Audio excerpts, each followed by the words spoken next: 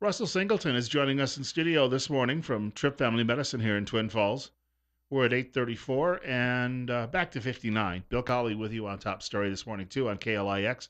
The show is called This Portion of It Better Health with Trip Family Medicine. They have a great slogan: "Life's too short not to feel good." We're going to talk today. In fact, a lot of people, I think, unfortunately, in an effort to try to feel better, try to medicate their way to better feelings, and sometimes it's not always a good thing. And first of all, Russell, welcome back. Thank you. It's good to be here. I was going to say uh, there are two issues here. It's not one. When we're talking about drug use, it's legal drugs and illegal drugs, and obviously, you have to separate the two to some degree. That's exactly right. And I think as we talk, we'll see that a lot of people who are now using street drugs or recreational drugs, illegal drugs, had their start abusing a prescription drug, especially when we talk about opiates, which are a big problem not only in Idaho, but in Utah, for example, where opiates are the drug of choice. Here, I think Idahoans favor methamphetamines, unfortunately, but we'll talk about how they both are incredibly damaging, how an Idahoan loses his life every 48 hours roughly, and we'll talk about how to recognize that, maybe how to put a stop to it before it gets to be too advanced. When you mentioned the opiates, I guess the big one is it the OxyContin or oxycodone or what's it called? Yeah, OxyContin is a brand name, or oxycodone is the actual medication, and it is one of the more powerful opiates that we use. The weakest one is codeine. However, codeine is metabolized into a stronger opiate, and so even it is not completely benign. But you'll see a lot of Vicodins, which is hydrocodone. You'll see a lot of the oxycodone products like OxyContin, and I think we're starting to see more and more how long-term use of these products actually has no medical evidence at all, and that's what OxyContin is. It's a continuous use, long-term opiate medication. We're trying to break that. It's a great thing to have after surgery, but the CDC is now saying that for the most part, prescribing needs to be kept to a week. A week. In other words, we don't want anyone walking out of the hospital and still having a need for it. Well, and we have whole businesses, whole clinics that are set up to manage people's opiate medication. Eventually, people get to the point where they're taking so much that they feel no relief at all, and they have to be whitewashed. They have to withdraw from everything and kind of start from the ground up.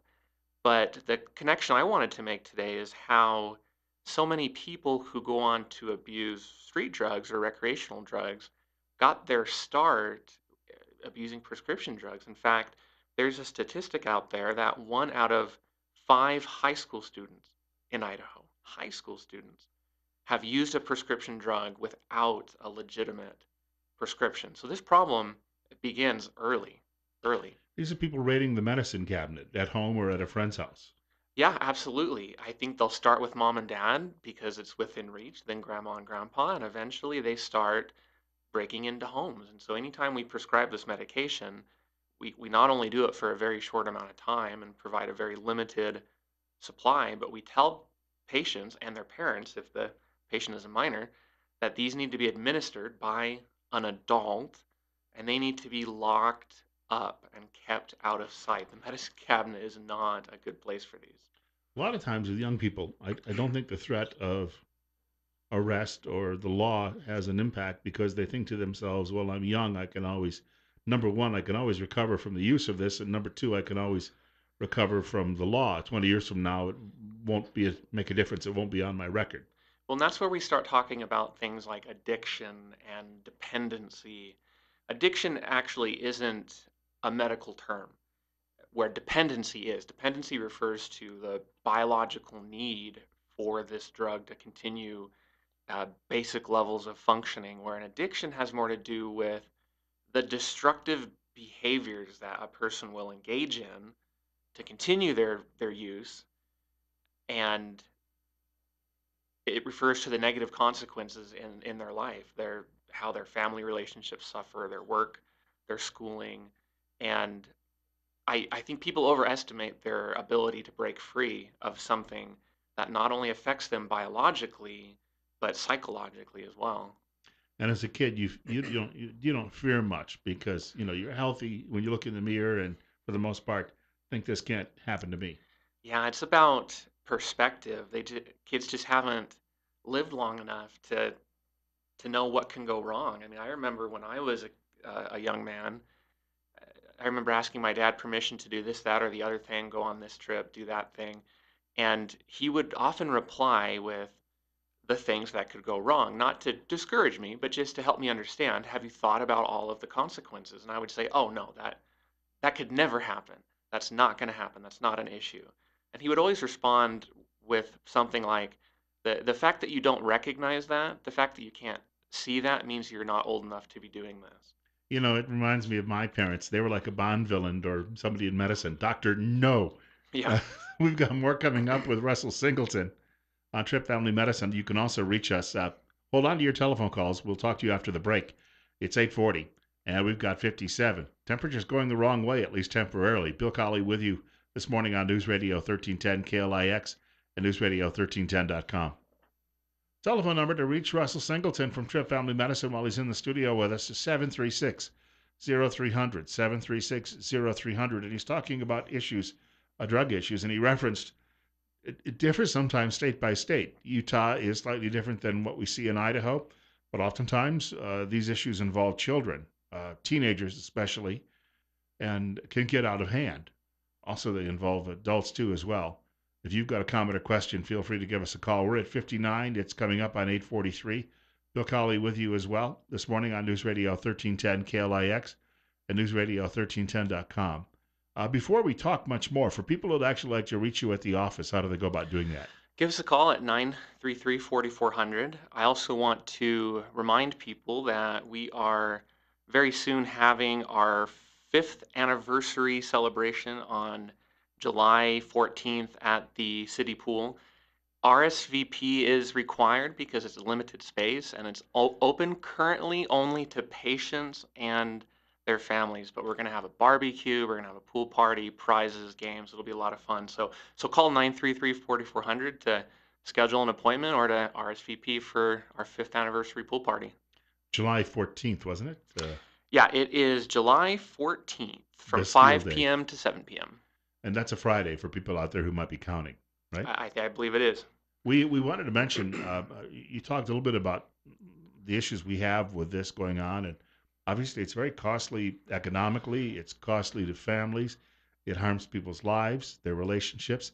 The other day I was driving to work and I was coming down South Washington Street, and there was a police car ahead of me, and I knew right away what he was doing. He passed a pocket park, and as he did, he spotlighted it.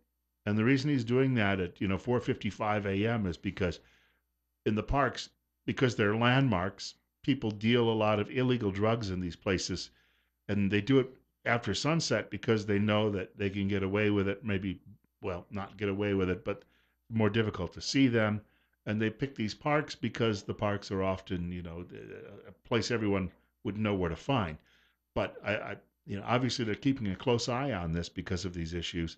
And then there's a church in town that has had some issues where people are using the parking lot for the very same thing too, as well.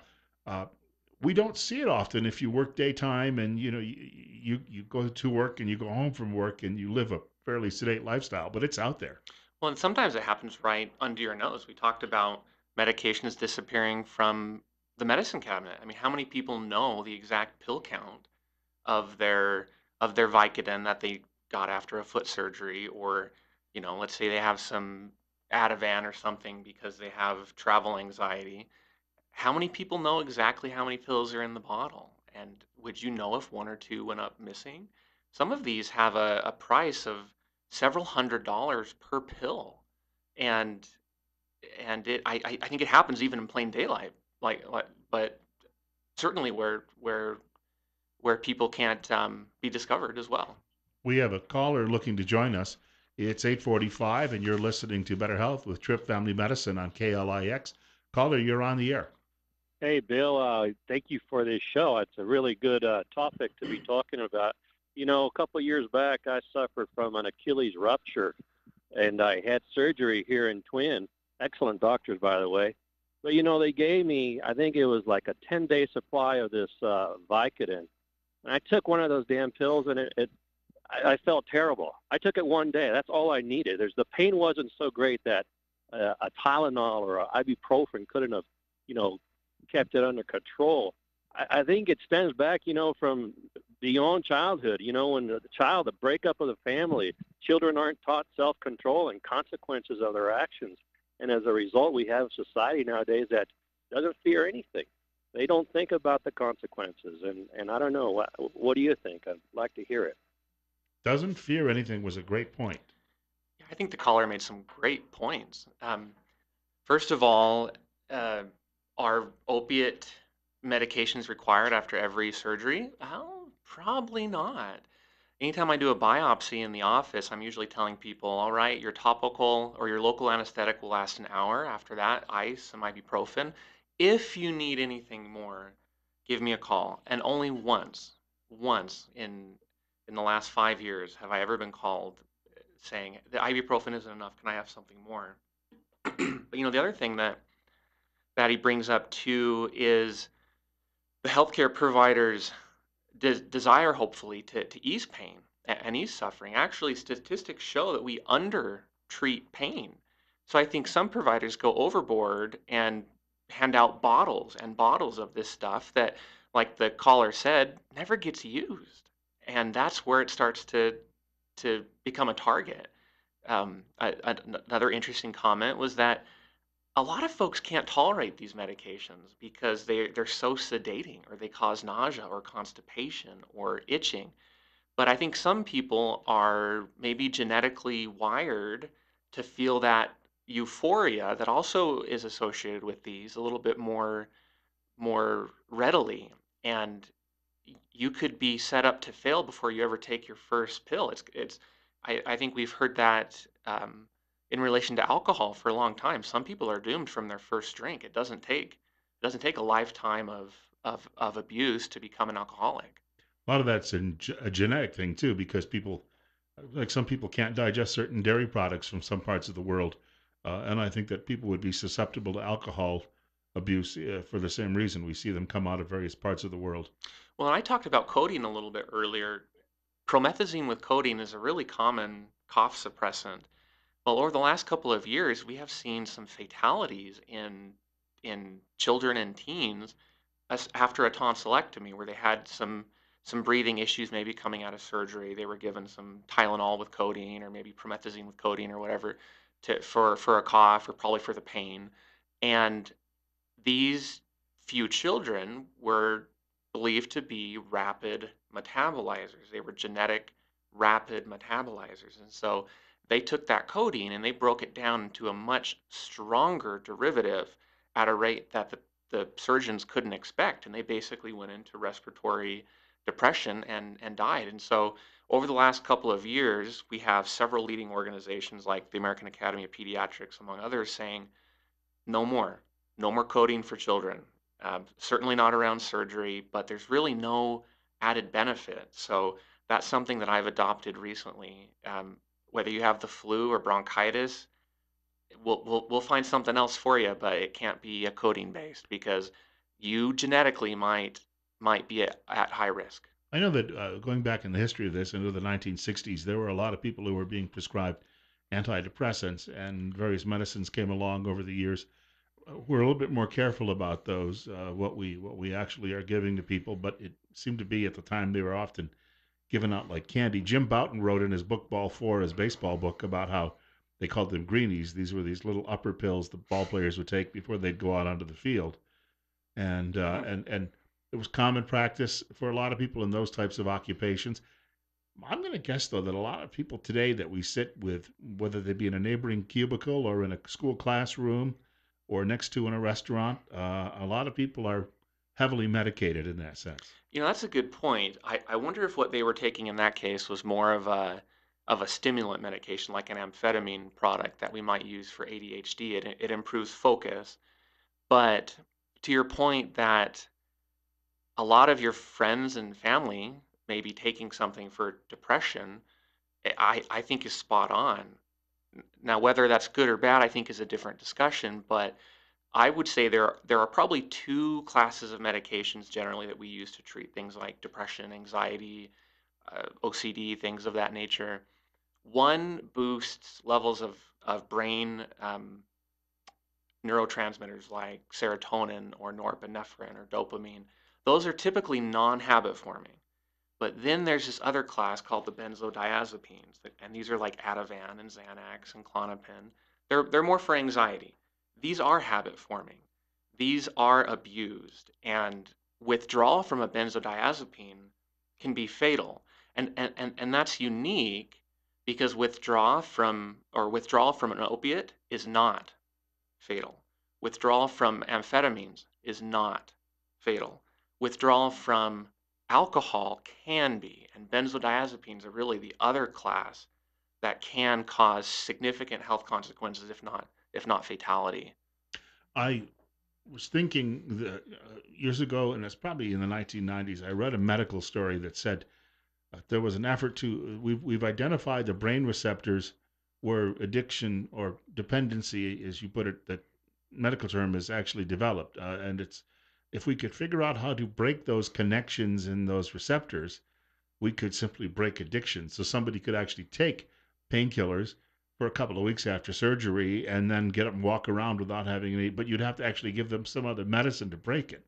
Yeah, there's two interesting points there. I think number one, you're spot on. It's about the reward pathway in the brain that involves dopamine.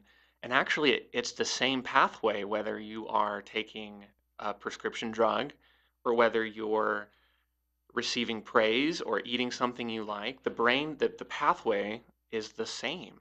So, can you be quote unquote addicted or dependent on other things? Well, yes, if it triggers that dopamine release, if it triggers that reward pathway, you can be dependent on a lot of things. And then addiction, remember, is the negative effect it has on your life, the destructive behaviors, the dysfunction that results from your desire to continue that particular habit. But when you mentioned that, unlike Utah, we have a bigger meth problem than, let's say, an opioid problem in Idaho. The methamphetamine is not necessarily in itself, people aren't overdosing on it. It's just, it just causes them to withdraw from life, right? That's the hazard there. Well, I think there's a couple of points I would make, and I've got some statistics to kind of help bear that out. But the number of stimulant deaths in the last 5 or 6 years actually hasn't been increasing. It's increased by as much as 75%. Um, there was a survey among Oregon and Idaho law enforcement officers some time ago, and a majority stated that meth was Idaho's, what the area's biggest threat, that it was the most prevalent illicit drug, that it was the most or the highest contributing factor to property crime, and that meth contributed to violent crime as well. So I think there are a number of poor outcomes from methamphetamine use, but it's not the withdrawal that we mentioned. I think it's what happens when they are under the influence of the medication.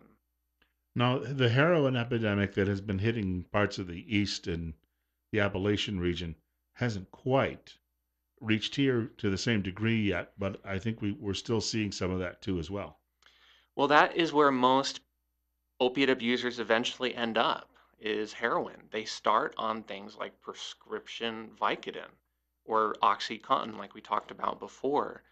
And then when they've already gone through the medicine cabinet, when they've already gone through grandma's medicine cabinet, they start buying the prescription version on the street. And then when that supply dries up, what they're left with is heroin. And heroin, unfortunately, is the purest form. It's much more potent and much more deadly. And so at that point, we see fatalities, we see the morbidity increase drastically. I have a friend, he works for a big city news department back east, and he says the police departments there are now, even every officer on the street is assigned a kit to to give the medicine to these people who've overdosed to try to bring them back. So each and every officer is trained now in the use and is carrying that kit. Oh, and what a sight it is to actually use that. You have someone who is almost completely unresponsive because of the overdose of the opiate. You inject them with that medication that blocks the opiate, and that person will turn 180 degrees in a matter of, of moments. And would fear for the safety of the police officer. It's a great way to save lives, but I think it puts the officer at risk too, because oftentimes whatever pain or anxiety or stress or whatever the patient was feeling before they overdosed is now amplified many times. It's called Narcan, is that it? Yeah, Narcan, absolutely. Narcan. Yeah, naltrexone, and I was going to say the fact that you've got police officers now acting almost as EMTs, as first responders, by doing this is something that a lot of them never signed up for. I know, and I am so grateful for our police officers, for our firefighters, our military men and women who really do put their lives on the line. I think we rightfully praise those in the military, but maybe not enough those who serve on our local law enforcement, because they're right at home trying to raise their families, live their lives, but they're putting their lives on the line, really. Got to mention before we wrap up the pool party again. Better news, happier news. Yeah, absolutely. If you're a patient or if you are the immediate family of a patient, give us a call at 933-4400 to reserve your spot. Fire Marshal says we have to keep it to 600, but it's Friday, July 14th at the city pool from 5 to 7 p.m. We're going to have a barbecue. You may even see Jeremy, Dr. Tripp, and I out behind the grill, and I think it's going to be a lot of fun. You know, when the medical staff is actually, they can monitor what you eat. So, Yeah, I'm just trying to make sure there's no any foodborne illness, but I can't speak to the quality of the barbecue. well, I want to thank you for dropping by today. We may see you again soon in the rotation. Yeah, I'm usually about once a month, so it'll be a while, but I look forward to coming back.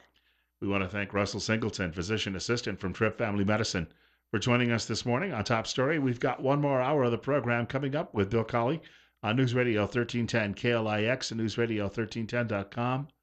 58 right now, on our way into the upper 70s today.